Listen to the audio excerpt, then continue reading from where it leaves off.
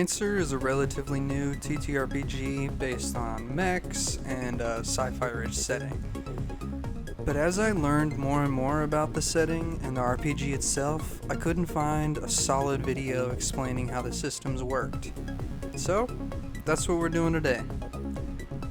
Lancer, like D&D, is a D20 based system, meaning that most of your dice rolls are made with a D20. Attacks, skill checks, anything you roll a D20 for in D&D, you generally roll the same dice for Lancer.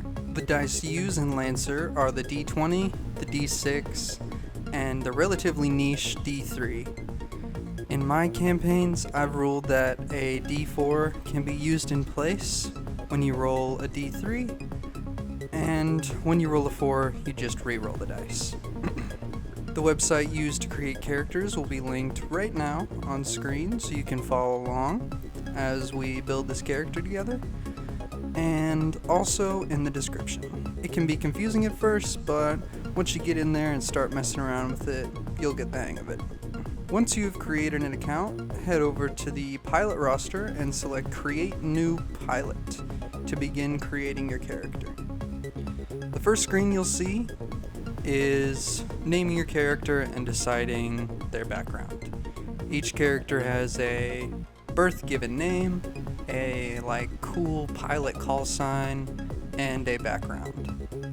Unlike D&D, your background does not give you any statistical advantages, but it does influence narrative play. Moving on to your pilot skill triggers, there are many to choose from, and you can even create your own. Make sure to talk with your GM before you create your own though, and make sure they're okay with it. These skill triggers are for your pilot only. Let me preface that, pilot only. When you're operating your mech, you cannot use these skills whatsoever. You can choose 4 in total at character creation, and when you level up, you can choose to increase the value of a skill by 1 or by 2. You level it up once, but the total number you add to a roll goes up by 2. Or spec into a new skill you haven't already, and again, you spec into it once and it goes up by 2. You can only have up to a +6 in each skill, so keep that in mind. They are applied when your character makes a skill check. Talk with your GM about which triggers would apply to the check. Make sure you both agree, then roll your d20 and add the check to the number rolled on the dice. Next, you have your pilot talents. These are like pilot triggers, but they're exclusive to your mech, not your pilot. Remember, triggers are for your pilots, talents are for your mech. They are mutually exclusive. These skills allow you to customize your playstyle, and they actually stick with you even if you're piloting different mechs. At character creation, you choose between 3 different skills, and just like pilot triggers, when you level up, you can increase the level of a talent or unlock a brand new talent. The last part of character creation is your mech skills. These, just like pilot talents, you also take with you no matter which mech you are currently piloting. At character creation, you have 2 points to spend on either hull, agility, systems, or engineering. Each skill has a primary and a secondary stat it is associated with. Putting points into hull will increase your mech's HP, and with every 2 points you put in, you can increase your repair capacity by 1. Your repair capacity is how you heal in and out of combat. Putting points into agility will give you bonuses to your movement speed, but every 2 points you will up your evasion by 1, making your mech harder to hit. Putting points into systems will make you harder to hack, and it easier for you to hack into other mechs. Every 2 points you gain an additional system point, which lets you give your mech additional features like flight, landmines, and a custom paint job, etc.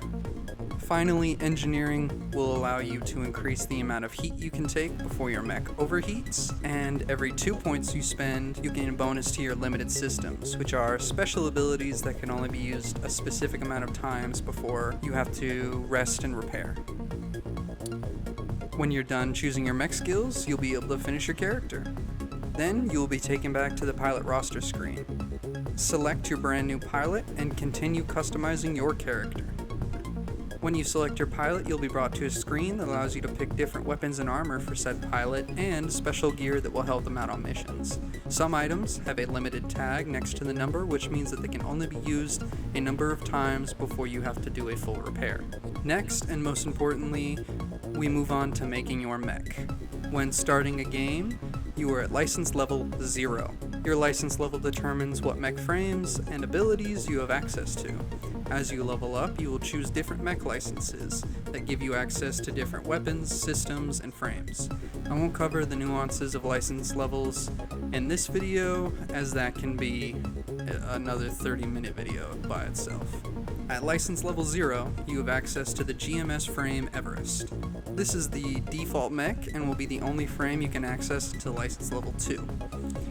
To create a new mech, click the Mech Hanger tab in your pilot profile and select Add New Mech. Give them a name and then select your mech to make it your own.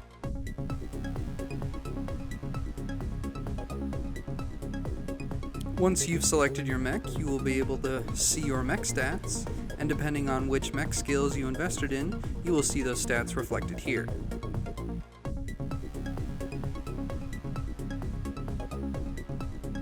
Now, you will see your mech's core system, a unique system that no other mech can have, your weapon mounts, and your mech systems. Weapons have different sizes, ranging from auxiliary, main, heavy, and super heavy. Auxiliary and main weapons can be put into any slot, and heavy weapons can only be used in the heavy slot. The big ones though, the super heavy weapons, require your heavy slot and an additional slot to be able to equip them. So remember that when you're customizing your mech.